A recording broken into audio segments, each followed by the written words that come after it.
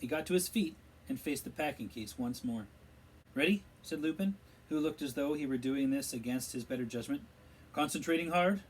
All right. Go!" He pulled off the lid of the case for the third time, and the Dementor rose out of it. The room fell cold and dark. "Expecto Patronum!"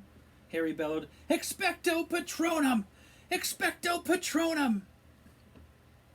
The screaming inside Harry's head had started again, except this time it sounded as though it were coming from a badly tuned radio, softer and louder and softer again. And he could still see the Dementor. It had halted, and then a huge silver shadow came bursting out of the end of Harry's wand to hover between him and the Dementor. And though Harry's legs felt like water, he was still on his feet. Though for how much longer, he wasn't sure. "Ridiculous!" roared Lupin, springing forward. There was a loud crack, and Harry's cloudy Patronus vanished along with the Dementor. He sank into a chair, feeling as exhausted as if he'd run a mile, and felt his legs shaking. Out of the corner of his eye, he saw Professor Lupin forcing the boggart back into the packing case with his wand. It had turned into a silvery orb again. "Excellent!" Lupin said, striding over to where Harry sat. "Excellent, Harry! That was definitely a start." "Can we have another go? Just one more go?" "Not now," said Lupin firmly. "You've had enough for one night. Here." He handed Harry a large bar of Honeyduke's best chocolate.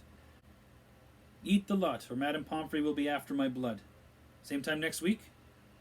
"Okay," said Harry. He took a bite of the chocolate and watched Lupin extinguishing the lamps that had rekindled with the disappearance of the Dementor. A thought had just occurred to him. "Professor Lupin," he said, "if you knew my dad, you must have known Sirius Black as well." Lupin turned very quickly. "What gives you that idea?" he said sharply. "Nothing. I just knew they were friends at Hogwarts, too."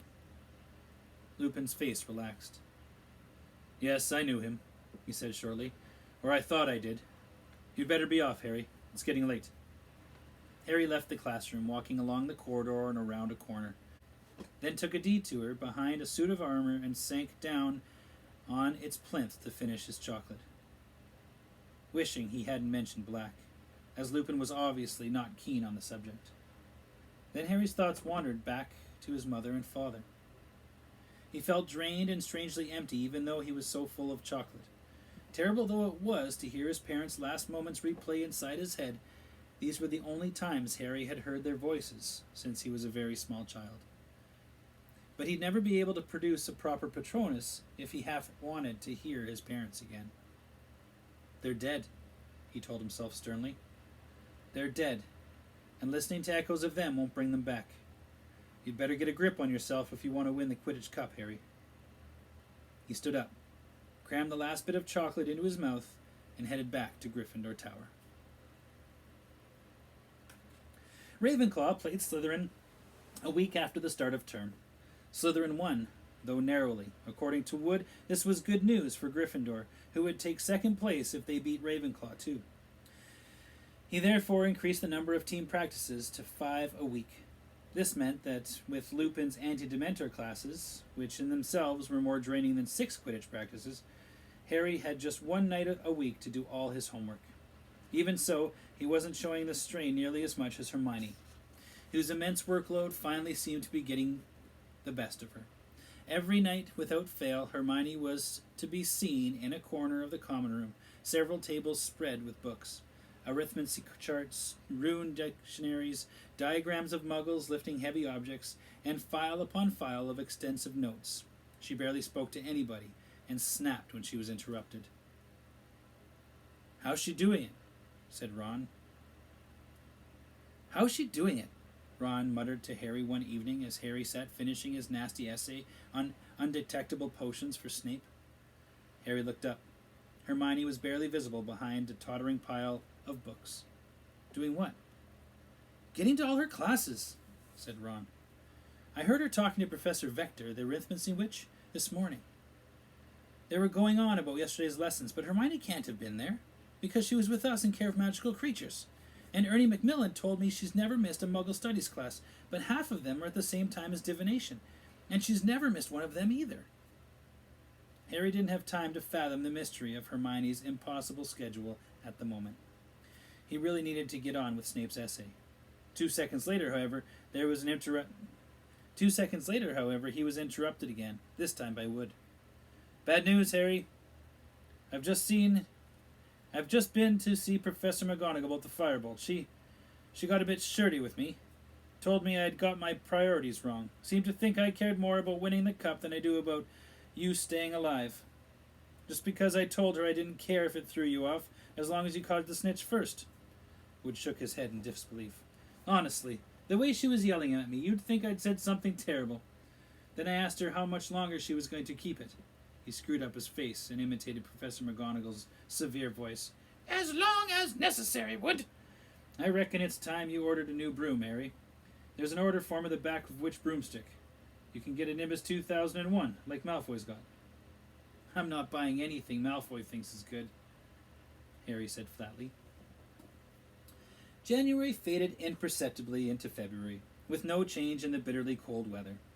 The match against Ravenclaw was drawing nearer and nearer, but Harry still hadn't ordered a new broom. He was now asking Professor McGonagall for news of the firebolt after every transfiguration lesson. Ron standing hopefully at his shoulder, Hermione rushing past them with her face averted. No, Potter! You can't have it back yet, said Professor McGonagall, the 12th time this happened, before he'd even opened his mouth. We've checked for most of the usual curses, but Professor Flitwick believes the broom might be carrying a hurling hex. I shall tell you once we've finished checking it. Now please stop badgering me. To make matters even worse, Harry's anti-Dementor lessons were not going nearly as well as he had hoped. Several sessions on, he was able to produce an indistinct silvery shadow every time the Boggart Dementor approached him, but his Patronus was too feeble to drive the Dementor away. All it did was hover, like a semi-transparent cloud, draining Harry of energy as he fought to keep it there.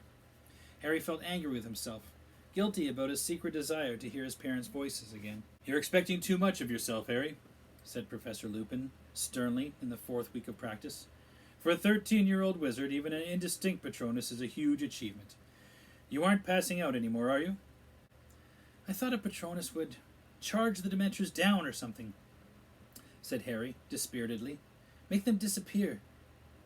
The true Patronus does just that, said Lupin.